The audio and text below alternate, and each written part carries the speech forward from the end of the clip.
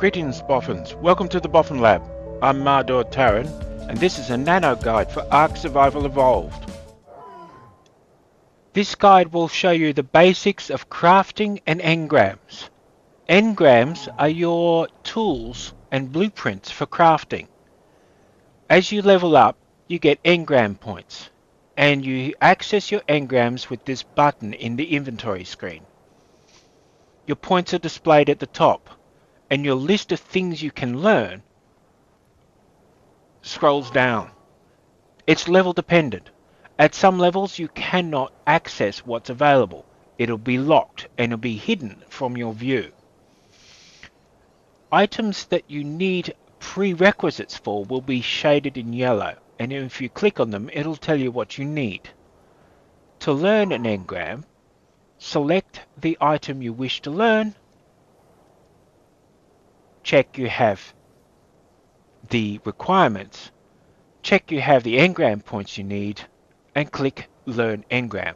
And now you may create that item. Where you create it is dependent on the item. If we look at the pick here, it says can only be crafted at a smithy, which means there are a few different crafting stations in the game, but there are a lot of items that can still be crafted in your inventory.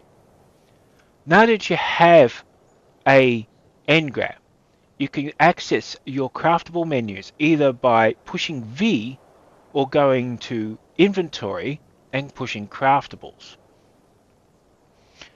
I've created folders to store all my gear, so I've got different places for different things I've learned to use.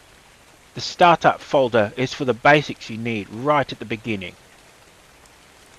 And we can see that some of these items are red.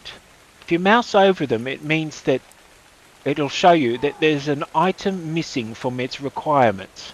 In this case, the hatchet requires 1 unit of flint, which I don't have. However, the items I can make are white, and everything is green on their crafting requirements list, so I can create a sleeping bag immediately. I've got two options: craft a single item, or craft all that I can make with the resources I have. Be careful which one you use, you don't want to waste them, and it's very difficult to interrupt the crafting process. Push the craft item, and it'll slowly create the item you want. The speed is dictated by your crafting speed, which is one of your stats you can put up, and a few other minor effects. But arrows take very little time to make, sleeping bags take longer, and so on. The item you crafted is now in your inventory, and you can make use of it. There's another way, however, to get access to engrams you don't have. These are blueprints, and they're worth their weight in gold in many cases. They don't work as a prerequisite for other structures. However, this means that tribesmen who don't have the engram can make these items using the blueprints. Or you can access items you're not high enough level to use yet. If you don't have enough resources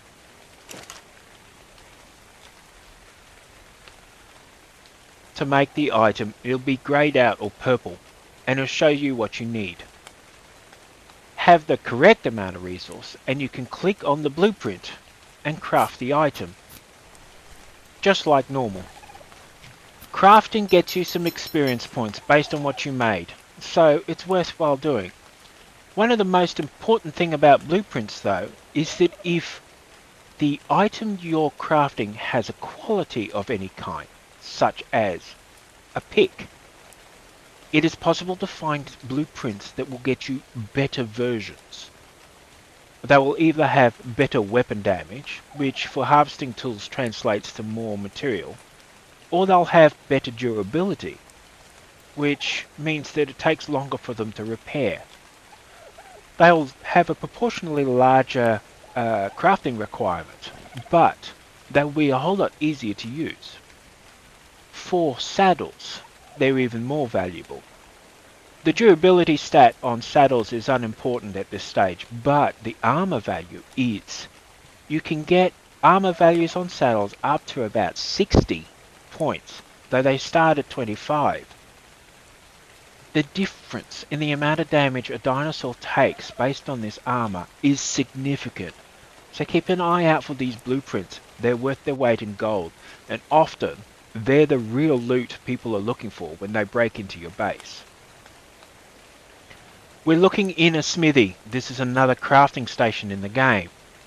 I have folders containing the different things that I know how to make.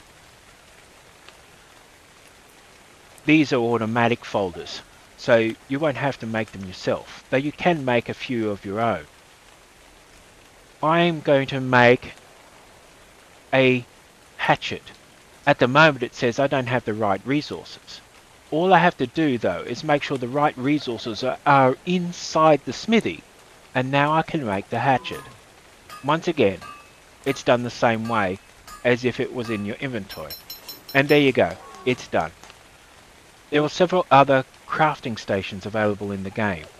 Mortar and pestle grinds up things into potions and powders. The smithy tends to deal with metal-like items of a lower level. If you want high technology items, you're going to need a fabricator, and fabricators require gasoline to run. So there's something a little further down the line. If you want to refine metal into ingots, you will need a forge or an industrial forge. There is the industrial grill, which cooks meat of all kinds faster than anything you've seen, and there is the industrial cooker, which is specialized in making dyes, potions and kibble. You can find out information about all these items on the wiki, but you'll find the high-level industrial versions are rather difficult to access early in the game. The industrial grinder will grind up wood into thatch, stone into flint, and any built items into their component items. Crafting is the key to success in this game. You will need structures, weapons, tools, equipment, saddles, all sorts of stuff. If you don't craft, you don't win. It's that simple. However, you cannot learn all the engrams there are. One person just cannot do it, even at the max level of the game. This is where blueprints and having a tribe comes in. You might have one person in the tribe specialized at building structures. Another person might be weapons and tools, another one might do armor, and another might do the saddles. Or you can quickly look at the blueprints you've obtained. It's really worth looking for the metal structure blueprints, because this will save you some endgame structural requirements and allow you to build long before you actually have the levels to use all those materials. They're also critical in the defense. It means that somebody who is unable to make a wall can still replace a wall that's been taken out by the enemy. An important thing to note, crafting gets you experience. However, if you're in a tribe, the people around you get experience from your crafting. If you set crafting happening in a station such as a smithy or a mortar and pestle, the experience points buff will follow you around, which means if your tribe members are near you, no matter where you've gone, they will get experience.